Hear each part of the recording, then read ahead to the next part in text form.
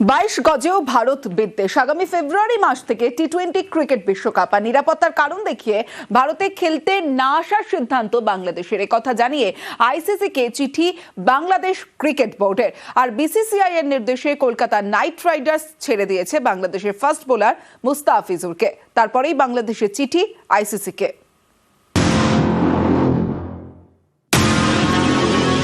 7 ফেব্রুয়ারি থেকে টি-20 ক্রিকেট বিশ্বকাপ শুরু। খেলা হবে ভারত এবং শ্রীলঙ্কায়। কলকাতায় 3টি ম্যাচ রয়েছে বাংলাদেশে, একটি মুম্বাইয়ে। 22 গজের লড়াই। এই 22 গজেও বাংলাদেশের ভারত বিদ্বেষ। আইসিসি কে চিঠি দিয়েছে বাংলাদেশ ক্রিকেট বোর্ড। তাদের বক্তব্য,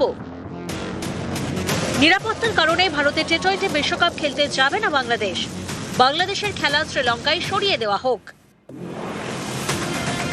ইউরোপ সরকারের চাপেই বাংলাদেশ ক্রিকেট বোর্ডের এই চিঠি।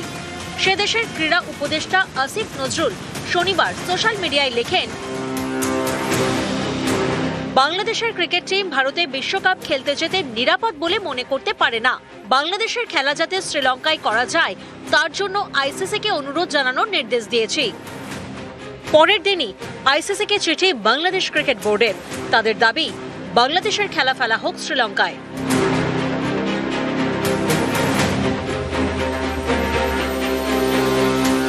এরপরেই সোশ্যাল মিডিয়ায় বাংলাদেশের ক্রীড়া উপদেষ্টা আসিফ নজরুল লেখেন, বাংলাদেশ বিশ্বকাপ খেলতে ভারতে যাবে না। বাংলাদেশ ক্রিকেট বোর্ড এই সিদ্ধান্ত নিয়েছে। 2024 অগস্টে বিদ্বেষের আগুনে জ্বলে ওঠে বাংলাদেশ। দেশ ছাড়েন তৎকালীন প্রধানমন্ত্রী শেখ হাসিনা। তারপর থেকে অন্তর্বর্তী সরকারের মাথায় মোহাম্মদ ইউনূস। এরপরেও পদ্মাপাড়ে অশান্তি থামেনি। সম্প্রতি বাংলাদেশে বারবার আক্রান্ত হয়েছেন সংখ্যালঘু হিন্দুরা। এরই মধ্যে গত 16 ডিসেম্বর আইপিএল এর নিলাম হয়। সেখানে বাংলাদেশের ফাস্ট বোলার মুস্তাফিজুর রহমানকে 9 কোটি 20 লক্ষ টাকায় কেনে কেকেআর। আর এরই বিরুদ্ধে সোশ্যাল মিডিয়ায় সুর চড়ান অনেকেই। ইডেনে কেকেআর এর খেলা বয়কটের হুঁশিয়ারি দেওয়া হয়। কেকেআর এর অন্যতম মালিক শাহরুখ খানের বিরুদ্ধে সরব হন উত্তরপ্রদেশের বিজেপি নেতা। रहमान जैसे खिलाड़ी भारत में खेलने आएंगे तो एयरफोर्स से बाहर कदम नहीं रख पाएंगे, हम दावे के साथ कह रहे हैं। समझना चाहिए शाहरुख खान जैसे गद्दारों को कि जिस तरीके की गद्दारी आप देश के साथ कर रहे हैं ये देश में अब नहीं चलेगा।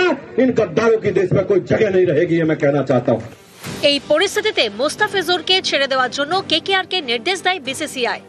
CCI has instructed the franchisee KKR to release one of their player, Mustafizur Rahman of Bangladesh, from their squad. If they ask for any replacement, BCCI is going to allow that replacement. BCCI এর নির্দেশ মতো মুস্তাফিজুরকে ছেড়ে দিয়েছে KKR. এরপর শনিবার রাতে জরুরি ভিত্তিতে বৈঠকে বসে বাংলাদেশ ক্রিকেট বোর্ড। রবিবার দুপুরে ফের বৈঠক। সেখানেই তারা সিদ্ধান্ত নেয়, ভারতের টি-20 বিশ্বকাপের ম্যাচ খেলবে না বাংলাদেশ। তারা চায় শ্রীলঙ্কায় খেলতে। অর্থাৎ এবার বাংলাদেশের 22 গজে ভারত বিদ্বেষ। নিউজ 18 বাংলা। জলস্থল আকাশ থেকে নজরদারি, মাস ধরে নজরদারি, আর তারপর একেবারে নিখুঁত স্ট্র্যাটেজি তৈরি করে অপারেশন। ভেনেজুয়েলার রাষ্ট্রপতিকে তার বাড়ি থেকে অপহরণ, রেহাই পাননি তার স্ত্রীও। কিন্তু ঘরশত্রু কোনো বিভীষণ না থাকলে এরকম অপারেশন কিভাবে সম্ভব? ভেনেজুয়েলায় কি সেই বিশ্বাসঘাতক?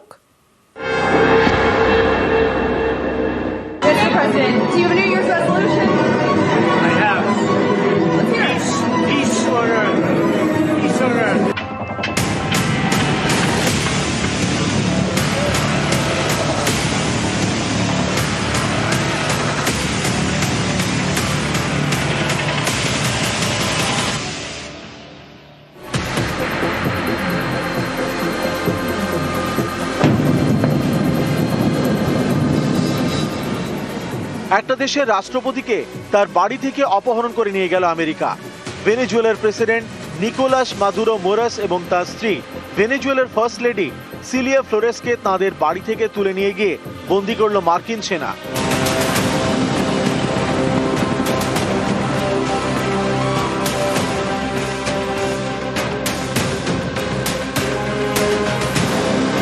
At 10:46 p.m. Eastern Time last night, the president ordered the United States military to move forward with this mission. Aircraft began launching from 20 different bases. In total, more than 150 aircraft, bombers, fighters, intelligence, reconnaissance, surveillance, rotary wing were in the air last night.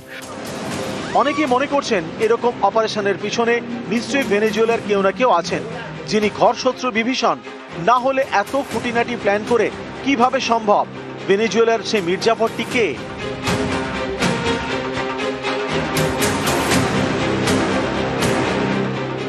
মাসের পর মাস ধরে ছক কষেছে America, সেই মতোই operation. শুক্রবার রাতে ভেনেজুয়েলার রাজধানী কারাকাসে আমেরিকার অপারেশন অ্যাবসলিউট রিজলভ। এর জন্য গত কয়েক মাস ধরে তৈরি করা হয়েছে স্ট্র্যাটেজি। মার্কিন সেনার সঙ্গে যৌথভাবে কাজ করেছে গোয়েন্দা সংস্থা সেন্ট্রাল ইন্টেলিজেন্স এজেন্সি সিআইএ। ভেনেজুয়েলার নানা প্রান্তে মাকড়সার জালের মতো ছড়িয়ে পড়ে। রাষ্ট্রপতির গতিবিধির উপর প্রতি মুহূর্তে নজরদারি চালানো হয়। ভেনেজুয়েলার রাষ্ট্রপতি কোথায় যাচ্ছেন, কোথায় থাকছেন, কি খাচ্ছেন, কি পড়ছেন, এমনকি তার পোষ্য কি করছে সেই সব খবর রাখছিলেন মার্কিন গোয়েন্দারা। এরকম ভাবেই মাসের পর মাস ধরে নজরদারি। তারপর শুক্রবার রাতে operation.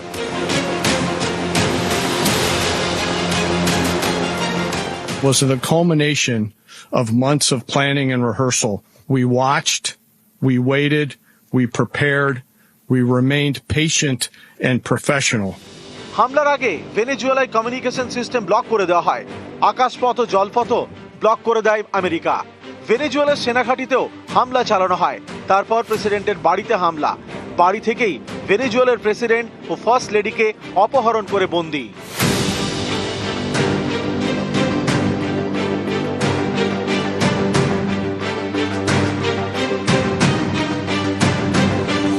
I want to thank the men and women of our military who achieved such an extraordinary success overnight with breathtaking speed, power, precision, and competence.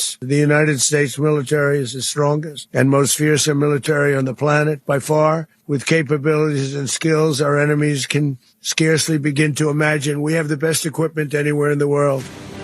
Delta ফোর্সের প্রশংসায় পঞ্চমুখ ট্রাম্প।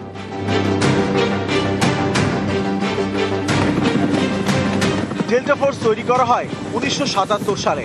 আমেরিকান সেনার বহু গোপন এবং ঝুঁকিপূর্ণ অভিযান চালিয়েছে এই এলিট ফোর্স, যেমন পাকিস্তানে ঢুকে ওসামা বিন লাদেনকে খতম করা। The United States has conducted an operation that killed Osama bin Laden. Delta ফোর্সের টার্গেট কখনো লাদেন তো কখনো আবার বাগদাদি। Abu Bakr al-Baghdadi is dead. বিশেষজ্ঞদের মতে লাদেন থেকে বাগদাদি প্রত্যেকেই ছিল জঙ্গি, কিন্তু মাদুরো তো একটা দেশের মাথা।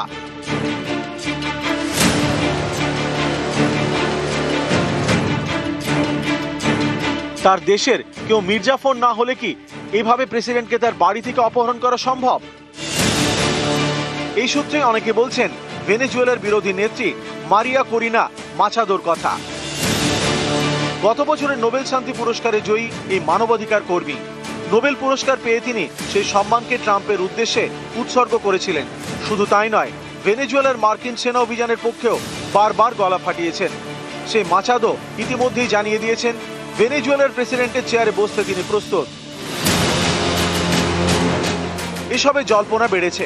অনেকেরই প্রশ্ন, ভেনেজুয়েলার প্রেসিডেন্টের সঙ্গে বিশ্বাসঘাতকতা করল কে? মাদুরোর মির্জাফরটি কে? নিউজ 18 বাংলা।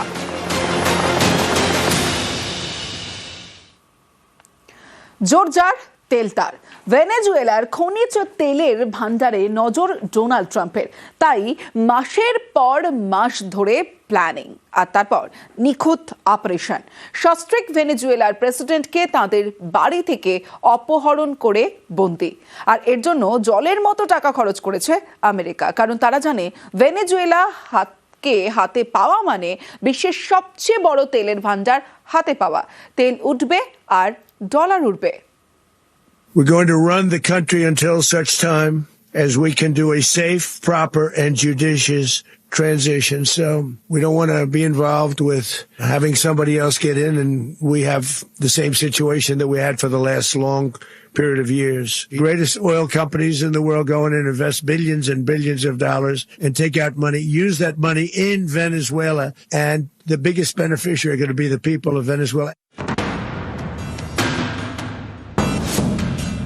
দক্ষিণ আমেরিকার উত্তর উপকূলে ভেনেজুয়েলা। এই দেশেই রয়েছে বিশ্বের সবচেয়ে বড় খনিজ তেলের ভান্ডার। সেই ভেনেজুয়েলাতেই শুক্রবার রাতে একের পর এক হামলা চালায় আমেরিকা।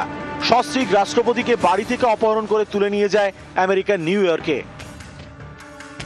ট্রাম্প প্রশাসনের বরাবরই দাবি, ভেনেজুয়েলার মাদুরো সরকার মাদক চক্র চালায় এবং আমেরিকার দক্ষিণ সীমান্ত দিয়ে অনুপ্রবেশেও সাহায্য করে। এই অভিযোগেই ভেনেজুয়েলায় হামলা, কিন্তু এগুলি যে আসল কারণ নয়, আসল লক্ষ্য যে তেলের ভান্ডারের দখল নেওয়া তা স্পষ্ট করে দিয়েছেন খোদ ডোনাল্ড ট্রাম্পই। একই সঙ্গে তিনি এও দাবি করেছেন, মার্কিন সংস্থাগুলি তেলের ব্যবসা করলে নাকি আখেরে ভেনেজুয়েলাবাসীর সবচেয়ে বেশি উপকার হবে। We're going to run the country until such time as we can do a safe, proper, and judicious transition. So we don't want to be involved with having somebody else get in and we have the same situation that we had for the last long period of years. The greatest oil companies in the world go in and invest billions and billions of dollars and take out money, use that money in Venezuela, and the biggest beneficiary are going to be the people of Venezuela. বিশ্বের সবচেয়ে বড় তেলের ভান্ডার ভেনেজুয়েলায়। উপযুক্ত পরিকাঠামোর অভাবে সব জায়গা থেকে তেল তুলতে পারে না ভেনেজুয়েলা। তা সত্ত্বেও বিশ্বের বহু দেশকে তারাই তেল বিক্রি করে। এ হলো ভেনেজুয়েলার একবার দখল পাওয়া মানে হাতে চাঁদ পাওয়া। তাই অনেক দিন ধরেই ট্রাম্পের পাখির চোখ ভেনেজুয়েলার তেল ভান্ডার। ভেনেজুয়েলায় পৃথিবীর মধ্যে সবচেয়ে বেশি তেল আছে, তো আমেরিকার লক্ষ্যই ছিল সেইটা, সেখানকার তেলের সম্পদের উপরে কবজা বসানো এবং যে সমস্ত ক্রিটিক্যাল মিনারেলস আছে সেগুলোর উপর নজর দেওয়া। যে সমস্ত দুষ্প্রাপ্য খনিজ আছে যেগুলো আমাদের আজকাল ডিজিটাল ওয়ার্ল্ডে কাজে লাগে, আমেরিকা তারই একটা নিয়ন্ত্রণ নিতে চাইছে। 2024 সালের হিসেব অনুযায়ী সবচেয়ে বেশি খনিজ তেল রয়েছে ভেনেজুয়েলায়, প্রায় 30,300 কোটি ব্যারেল। সৌদি আরবে 26,700 কোটি ব্যারেল, ইরানে 20,900 কোটি ব্যারেল, আমেরিকায় 4,500 কোটি barrel. Well, we're going to be running it with a group and we're going to make sure it's run properly. We're not doing this in vain. Run very judiciously, very fairly. We built that whole industry there. Make Venezuela great again. The greatest oil companies in the world go in and invest billions and billions of dollars and take out money, use that money in Venezuela, and the biggest beneficiary are going to be the people of Venezuela. America চিরকালই Latin America ধরনের কাজ করে এসেছে। Donald ট্রাম্পের ভেনেজুয়েলার তেল চাই, খনিজ পদার্থ চাই। ডোনাল্ড ট্রাম্প যেটা করছে এটা কোনো রাষ্ট্রীয় ইন্টারেস্টে করছে না, ব্যক্তি ইন্টারেস্টে করছে। নিউজ 18 বাংলা।